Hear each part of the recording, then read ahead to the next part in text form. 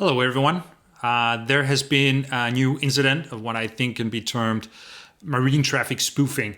On November 4th, 2021, the Russian warship Stoiky suddenly appeared to be operating in the Olbek Bight, which is well inside Danish territorial waters. And here the corvette was apparently circulating around the Russian research vessel Akademik Joffe, which has been detained by the Danish authorities.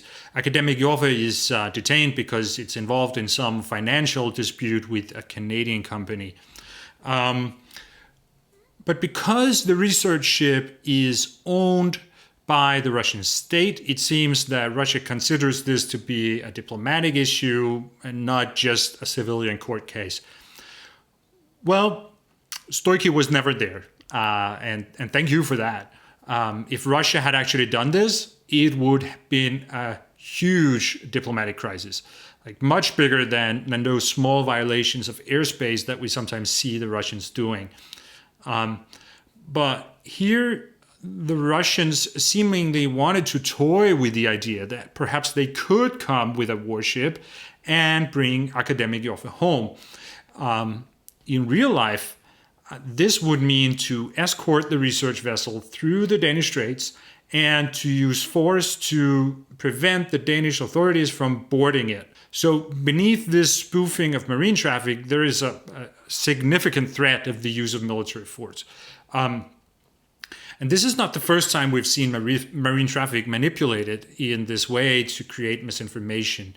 In fact, this has happened like so many times that I think it raises serious questions about the data security at marine traffic.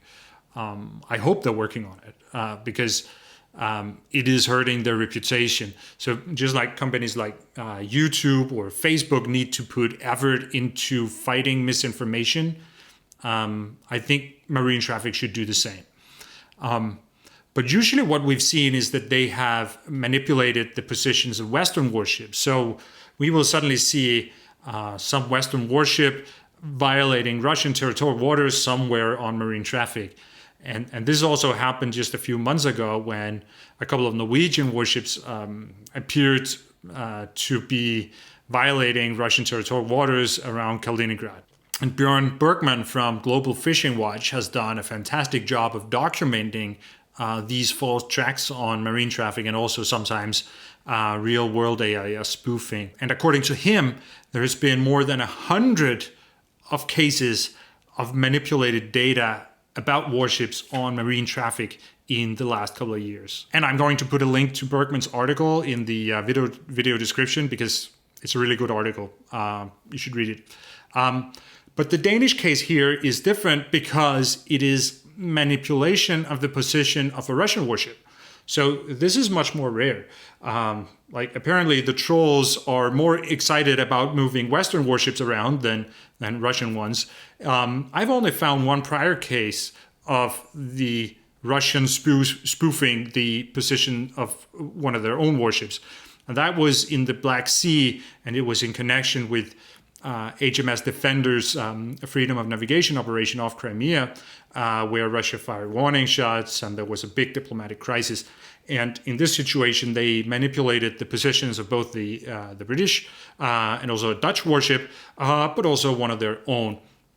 And this is also mentioned in Bergman's article that I mentioned before.